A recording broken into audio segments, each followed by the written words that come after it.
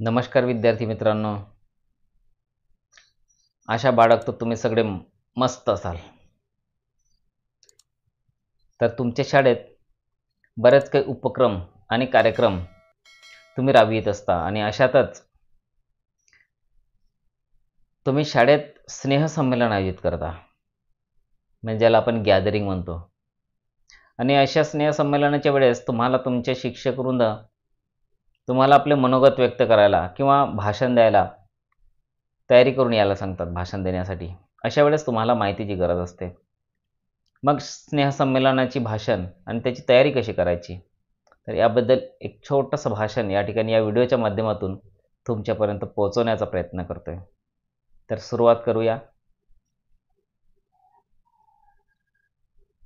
आजच्या कार्यक्रमाचे अध्यक्ष आदरणीय मुख्याध्यापक, वंदनीय शिक्षक वर्ग आणि विद्यार्थी मित्रांनो, शालेय जीवनात आजचा दिवस फार महत्त्वाचा असतो.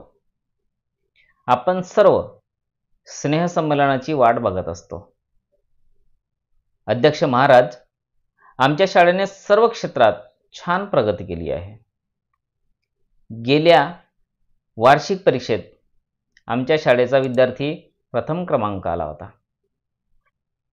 खेळातही आम्ही मागे नाही. आंतरशालेय कबड्डीचे विजेतेपद आम्हाला मिळाले आहे. खेळ व अभ्यास यासोबतच आमचे विद्यार्थी बौद्धिक स्पर्धेतही भाग घेतात. अभ्यास व स्पर्धा यासाठी लागणारी तयारी करण्यात आम्हाला आमचे वर्गशिक्षक, आमचे सन्माननीय मुख्याध्यापक यांचे उत्तम प्रोत्साहन मिळते. आमच्या शाळेतील विद्यार्थ्यात असलेला बंधुभाव व परस्परांविषयी प्रेम यांची सर्वत्र प्रशंसा होत असते.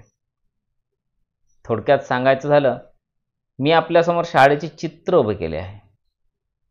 स्नेहसंमेलनाच्या इतर कार्यक्रमांची आपण सर्व वाट बघत असाल, म्हणून मी भाषण आटोपते घेतो.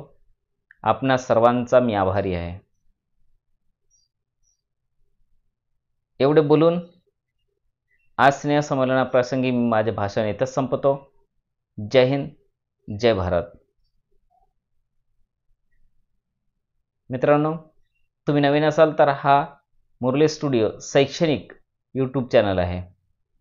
तुम्ही सबस्क्राईब करून ठेवा, म्हणजे शैक्षणिक माहितीची सर्वात प्रथम माहिती अपलोड केल्याबरोबर तुमच्यापर्यंत पोहोचणार आणि तुम्हाला ती माहिती आपल्या जीवनात, शालेय जीवनात उपयोगात आणता येईल. एवढंच नाही, तर तुमच्या मित्रांनासुद्धा अशा माहितीची गरज असते. शाळा शिकत असताना पावलोपावली त्यांना माहितीची गरज असते. मित्रांना पण शेअर करा, त्यांना पण अशा माहितीची नक्कीच फायदा होणार. तर भेटूया नंतरच्या सुंदरशा व्हिडिओच्या माध्यमातून. तोपर्यंत सुस्त रहा, मस्त रहा आणि सतत अभ्यास करत राहा. अभ्यास मात्र सोडू नका. अभ्यास करायला मात्र मागे पुढे पाहू नका. यश तुम्हाला नक्कीच मिळणार अशी आशा बाळगतो आणि इथेच विराम देतो.